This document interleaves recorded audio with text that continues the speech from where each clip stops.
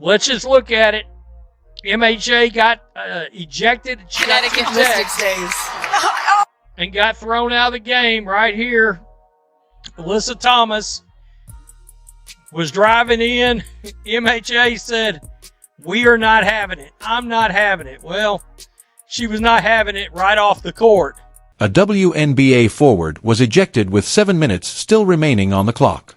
And this happened while her team was already behind by almost 20 points. So, how did a game that looked completely decided suddenly turn into a heated shoving situation? The Indiana Fever defeated the Phoenix Mercury 86-7 on Monday night, but the final score wasn't even the most interesting part of the night. Caitlin Clark, they interviewed her right after the game on the court. She said that the fourth quarter lasted forever. She said that might have been the longest fourth quarter in the history of the WNBA. She's not wrong. It took forever. Clark explained during her on-court interview that the fourth quarter felt like it lasted forever, and she wasn't exaggerating for the cameras. The final minutes became a constant trip to the free throw line, whistle after whistle, as the frustration and tension continued to grow throughout the game. The main focus was Dana Bonner. If that name sounds familiar, here's why it matters.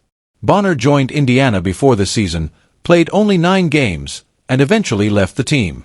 Now, she is playing in a Phoenix uniform.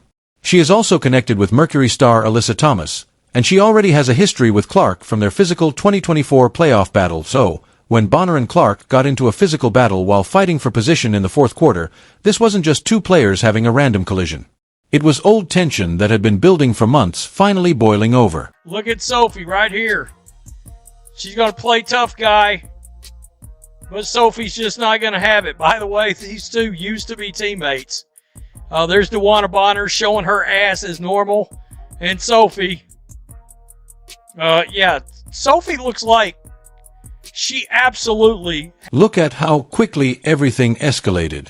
It started with Clark and Bonner exchanging words, but within seconds, several players were involved. Sophie Cunningham, known as Indiana's tough defender, immediately stepped in and confronted Bonner. Alyssa Thomas came over to support her teammate, and then Myisha Hines-Allen joined the confrontation. When officials finally separated everyone and reviewed the situation, they gave out 5 technical fouls in one sequence.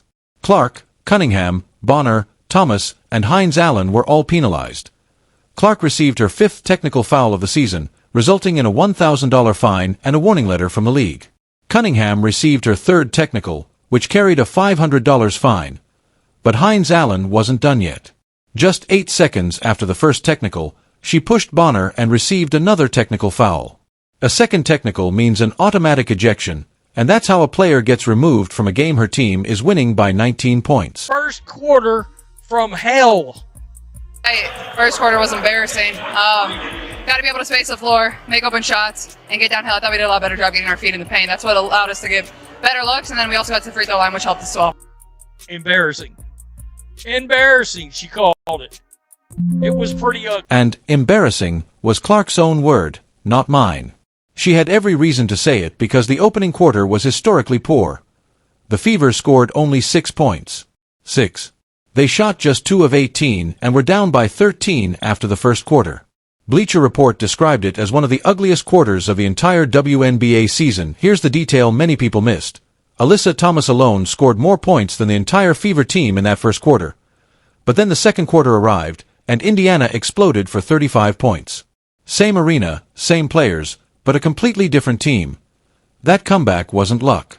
Head coach Stephanie White made defensive adjustments after the first quarter, shutting down Phoenix's driving lanes and forcing the Mercury into difficult shots for the rest of the game. Caitlin Clark, again. Start to the season in terms of her own numbers. Way downtown. Boom. And I mean, she shot that one from the frickin' parking lot. This is the pass to an open Lexi Hall. Caitlin's way down here. Way down here. There was a shot.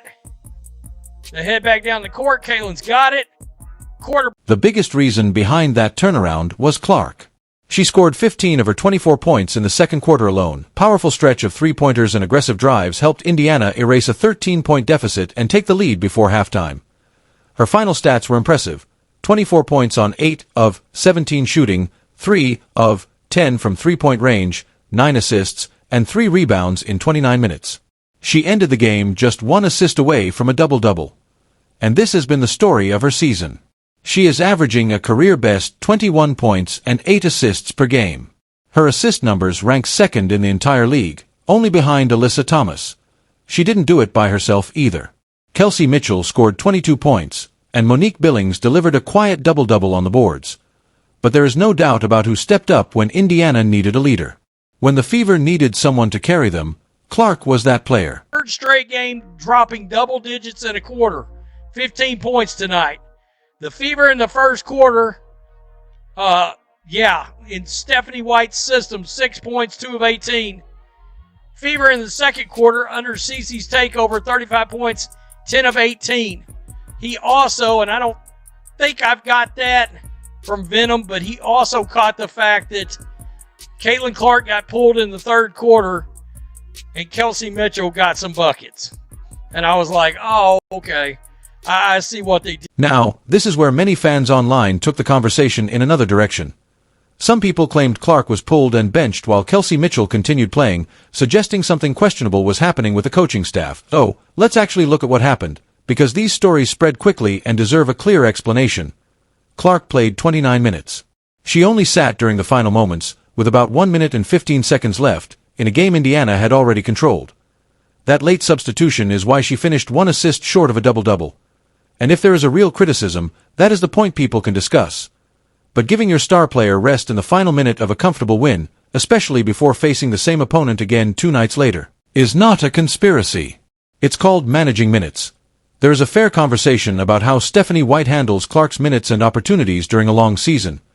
But saying they are trying to sabotage her and saying they are carefully managing her workload are two completely different things, and only one matches the reality.